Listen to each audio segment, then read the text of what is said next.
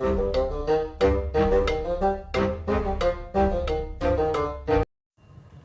and welcome to the Curriculus. I'm the Monk, and today we are in Age of Wonders 4, and today's video is all about the latest update, the all-important summer update. It is the Watchers update, and of course we knew that it was coming out.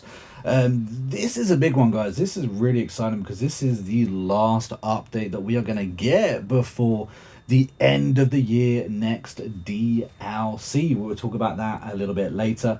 In this video, we're going to break down the key features of this update, why we should actually be excited, and what does it bring to the game, because boy oh boy does this update change the game massively. There are some major mechanical changes with the Watcher update, guys. So if this is the kind of video that you want to see, hit that like button, subscribe to the channel, and don't forget we do actually have an active and growing Discord. The link for it is down in the description.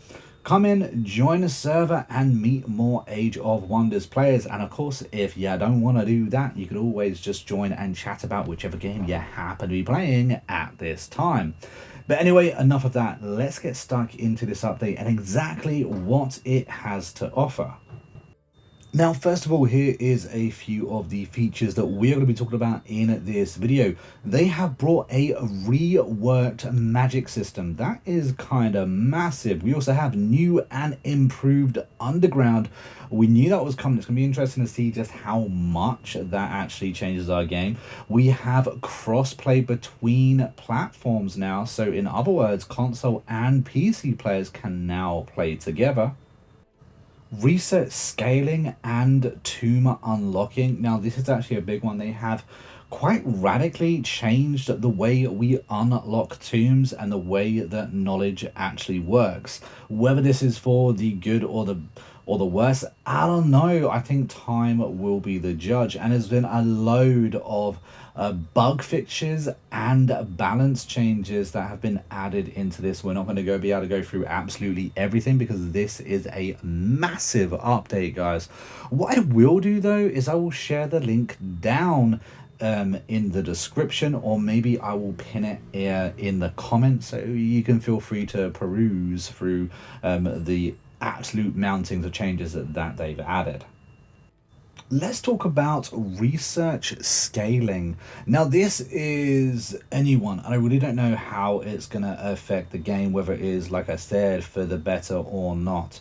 They have massively reworked the knowledge and tomes. Now the general knowledge cost for a tome skill is increased, so that's the basic cost for every single skill within a tome, especially near the mid to late game. So in other words, those knowledges, those research, those spells, it's going to take you slightly longer to get them.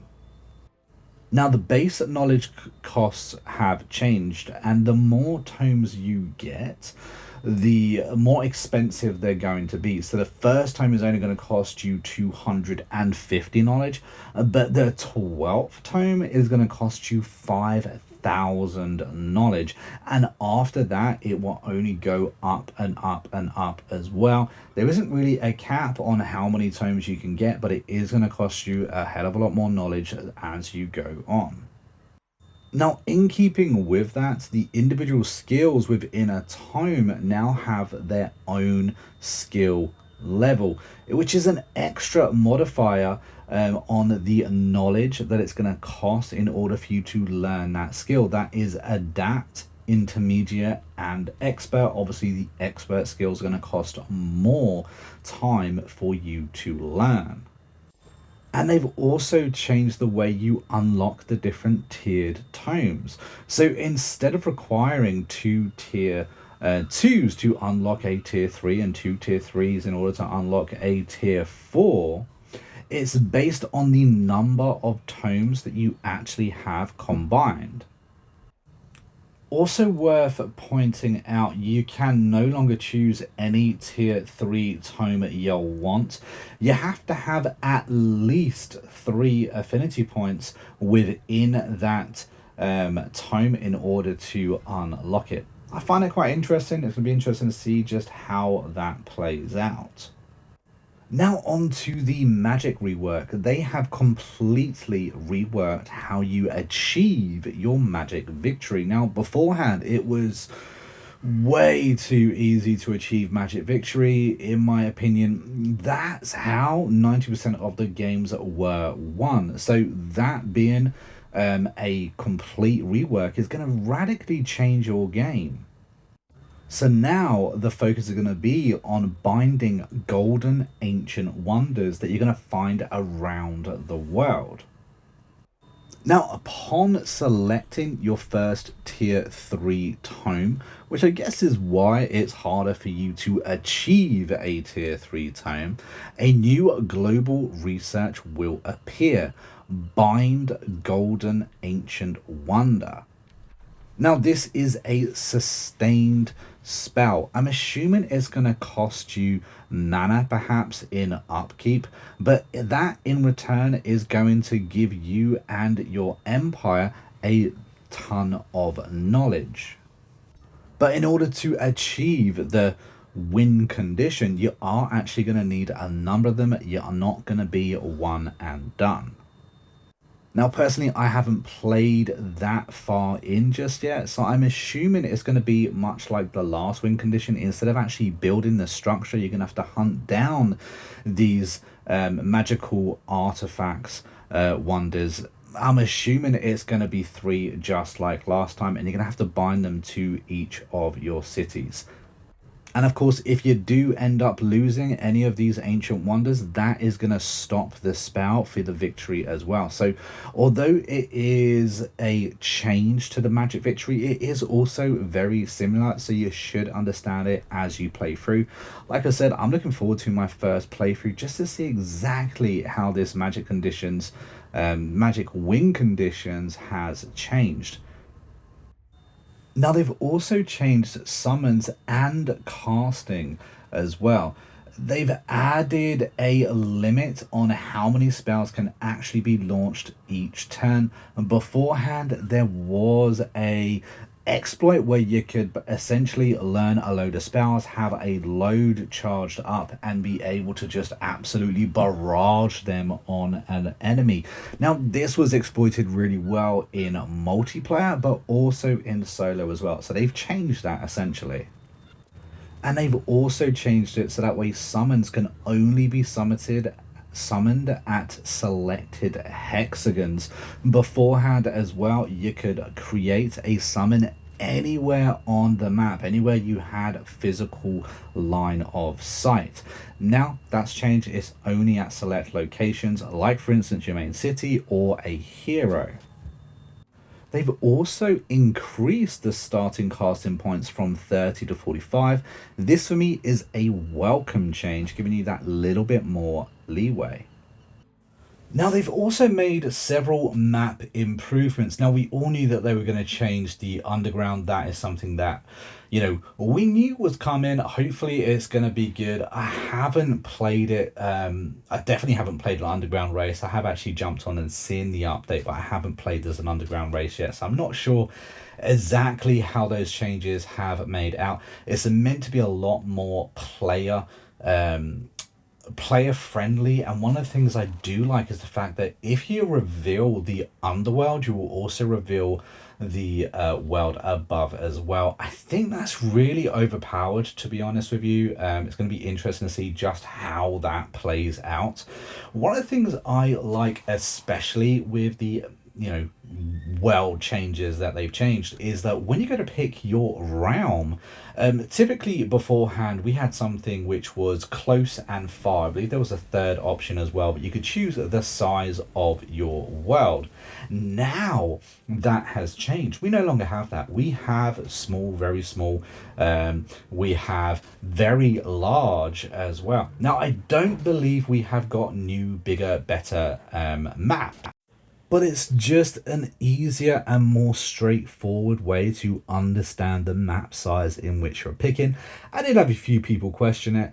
I don't think it matters massively, but I think anything to help the players understand the mechanics within the game is definitely a bonus. Now, something they've also done is changed the AI's behavior. They've changed it in quite a major way. And like I said, I will attach the full patch notes within a description and within the comments to help you find it easier. They have made the game a lot harder on all difficulties, not just on, hard or brutal. Every single difficulty has been tweaked, and we're talking about major changes, whether that is the AI and how much they actually have an army, how many stand-in troops that they actually have stocked, or whether you're talking about the amount of gold and mana income that you have. Everything about it has been changed. Now, whether the game has got easier or harder is really um, up for debate. Only time with the players within the game completing rounds and seeing that victory screen will truly tell whether this game is now easier or harder. But they have made lots of changes. It's going to be interesting to see what the real balance of this game is now. I love the fact that they have massively changed the victory win condition for magic. I love the fact that they have improved the underground. For me, it just was a no-go, but now I think it could be very, very viable.